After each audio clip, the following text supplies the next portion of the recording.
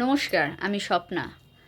আজ কোনো কবিতা নয়, আজকে একটা বাস্তব একটা কথা বলবো বলে আসলাম। একরকম গল্পই বলতে পারেন। এবং এইটা ভাবছি যে আপনাদেরকে মানে তোমাদেরকে না শেয়ার করলে আহ, ব্যাপারটা বেশ অন্যরকম মনে হবে। মানে আমি চাই জিনিসটা একটু শেয়ার করি, সেজন্যই এই ভিডিওটা করা। সবাইকে অনুরোধ রইল এই ভিডিওটা একটু মন দিয়ে শুনবেন। একটা সত্যিকারের ঘটনা। হ্যাঁ, তা আমাদের পাশের বাড়িতে একটা বৌদি আছে, ঠিক আছে। বৌদিটা তো খুবই মানে কি বলবো, একদম সাদাসিধে। ঘর থেকে বেরোয় না, ঘরের কাজকর্মই করে, মানে খুবই ভালো বলতে গেলে, এবং পাড়ার লোকও ভালোই বলে বৌদিকে। এবার আমার বাড়ির লোকও যথারীতি বলে, ওর দাদার বউকে দেখেছো, কত ভালো, একটুও বাড়ি থেকে বেরোয় না, সব সময় ঘরের কাজকর্ম করে। তা ভালো কথা। আমিও বেশ ভালো লাগলো শুনে। আহ, আহ, বাড়ির লোক বলছে যে খুব ভালো, খুব ভালো।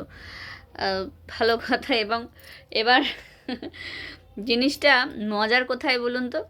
মজা হচ্ছে এই মানে মানে পরশু দিনকে বৌদিকে আর খুঁজে পাওয়া যাচ্ছে না। ঠিক আছে। এবং অন্যভাবে নেবেন না জিনিসটা। খুঁজে পাওয়া যাচ্ছে না, আমি আমি কারণটা জানি বলেই আমি হাসলাম, নাহলে আমি হাসতাম না।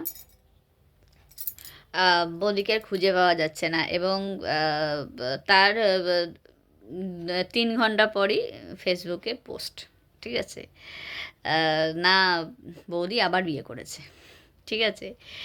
এবার বাড়ির লোক মানে বৌদির বাড়ির লোক পুরো রটিয়ে বেরিয়েছে, ওর বউকে নাকি কিডন্যাপ করা হয়েছে, ঠিক আছে। এবং পাড়ায় তো আমরা ফেসবুকের পোস্টটা পরে দেখেছি, এবং পাড়ার একদম রটনা রটে গেছে আর কি। এবার আমরা ভাবলাম যে বাবা, ঘরে শাকে সব সময় কিডন্যাপ হয় কি করে?